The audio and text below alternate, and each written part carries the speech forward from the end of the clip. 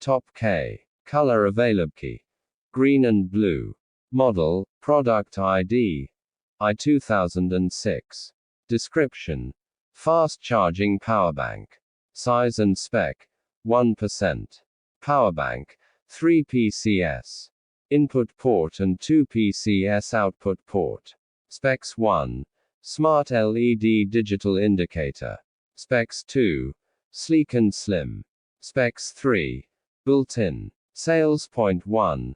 At least 6 hours full charging time frame. Sales point 2. 20,000 mAh lithium. Sales point 3. Built-in with multiple protection against overcharging. Rated capacity guys, yun talaga yung laman ng power bank. Yun yung talagang capacity niya. Although, sinasabi dito na 20,000 mAh. Hindi naman talaga yan 20,000 kasi nga, may loss kasi yan eh. Kasi yung battery nito sa loob, ano yan eh, 3.7. Ngayon, gumagamit siya ng board para ma-convert maging 5 volts para makapag-charge ng cellphone. Kaya mayroon talaga yung loss. Yung rated capacity ay 13,000 mAh. Yan yun. Tapos yung output niya, dalawa, USB output, 2.1 yung max. And siguro, kasi 2.1 ampere na to, fast charging na to. Yung input niya, micro and type C. And meron din palang lightning input. Yan. So, 5 volts din, and then 2 ampere. Yung manufacturer guys, ay nakabase sa China. Buksan natin.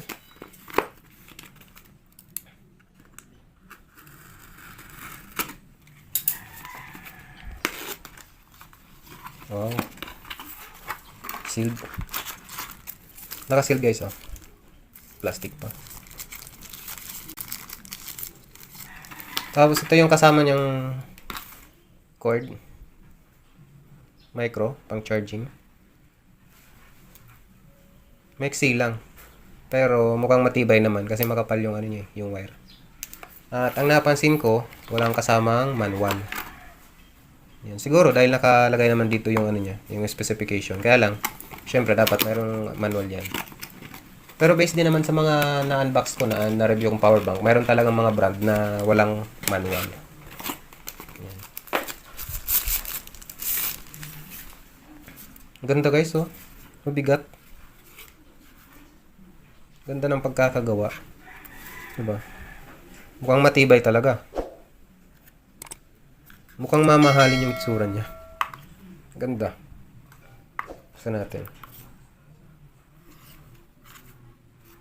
Yan. So, siguro, 85%. Pag binaliktad mo, 58. Yan. Siguro, 85 to kasi kaganyan siya. Sa ibabaw yung brand. Kaya, 85% yung capacity. Yan yung factory charge. Yan. Ito nga guys yung ano niya, input. Tatlo, di ba? Guys, pang iPhone, Type-C, and then micro USB. Di ba? And yung output naman niya, kung mag-charge ka ng cellphone, dalawa. Yan. Ito yung model niya. I2006. Rated capacity, 13,000 mAh. Made in China. Ngayon, based guys sa ano niya, sa appearance, sa itsura nitong power bank, mukhang mamahalin at original naman yung itsura niya kasi mabigat eh. Tapos yung pagkakagawa, mukhang mamahalin. Ang ganda eh. Itatry natin guys, itetest natin tong power bank na to kung ilan yung mababawa sa karga niya from 85% at kung ilan naman yung madadagdag sa karga ng battery ng cellphone ko. Yan. Naka 85% din pala yung cellphone. Tingnan natin. And try natin. Yan. Medyo masikip kasi bagong-bago pa. At yan, nakapatay siya. Tingnan natin kung mag-automatic na mag-on. Yan. Nag-automatic guys, di ba? 85%, kung makikita nyo yung time, 12:35. Para sa 85. Tapos, screenshot ko para mamalaman natin mamaya. Siguro mga 5 minutes lang. Kung ilan ba yung madadagdag. Patayin natin.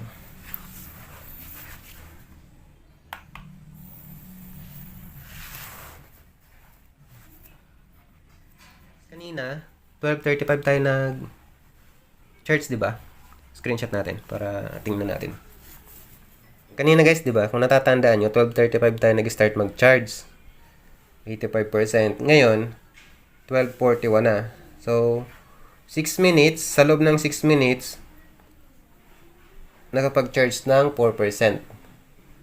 At yung nabawa sa power bank ay 1% lang.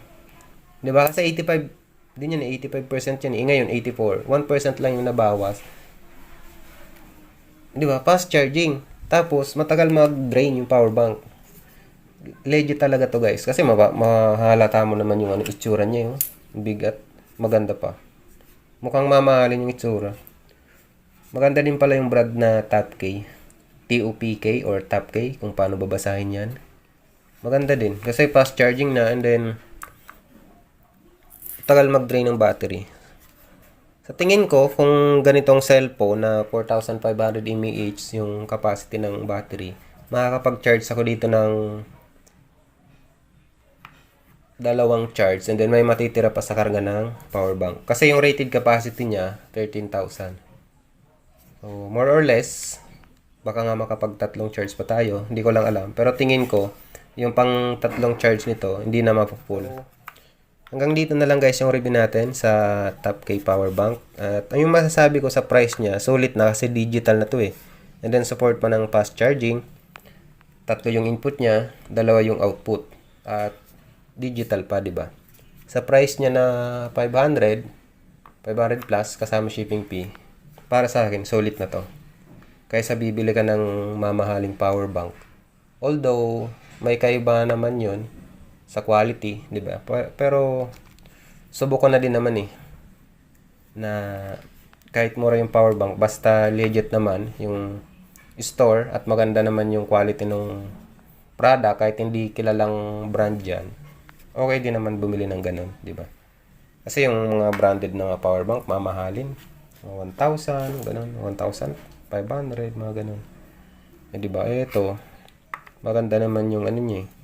Tsura niya. Mabigat pa. Tingin ko, magandang brand din yung TOPK. Hindi pa nga lang kilala, di ba?